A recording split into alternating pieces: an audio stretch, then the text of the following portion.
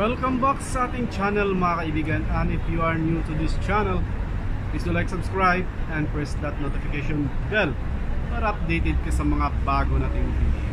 Mga kaibigan, ating tunghayan at panuorin ang mga bagay, ang mga factor na maaaring tumalo kay Naoya Inoue mga kaibigan. Hanggang ngayon, wala pa rin tumalo sa monster ng Japan. So, tingnan natin ang videos na kung saan bumagsak ang monster ng Japan mga kaibigan. Let's watch this. Derry right now doesn't seem spooked by the punching power. Oh! There it is! Inoue goes down! Luis Nery with a first round knockdown of the monster!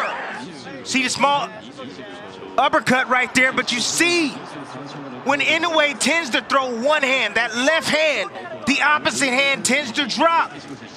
Poor fundamental habits right there. There you are mga kaibigan. You have watched it mga kapatid. Posible at pwedeng matalo itong monster ng Japan.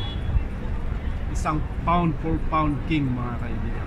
Undisputed bantamweight mga kaibigan. So marami ang naghamon at mayroon ding naghamon na siya lang daw ang tanging makakatalo kay Naoya Inoue, pero parang malabo at walang chance na mangyari ito mga kaibigan. Well, nakita natin sa video na kapag may sapat na lakas at saka speed at saka follow up mga kaibigan,